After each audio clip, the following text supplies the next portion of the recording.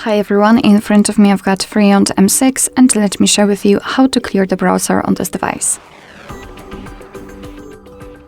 So let's start with opening the browser. In my case it will be Google Chrome, but this operation is pretty similar in all other browsers which are commonly used. So as I said, let's open the browser. Now let's tap on the three dots icon in the right upper corner and tap on the delete browsing data. Here we've got, I would say, basic options, so we can remove browsing history, some tabs, cookies, cache and other site data.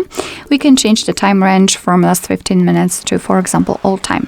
So this is the basic option. However, if you feel that you want to remove some advanced browsing history, just tap on more options and we will be transferred to this section where we can also mark the advanced options like saved passwords, autofill from data and site settings.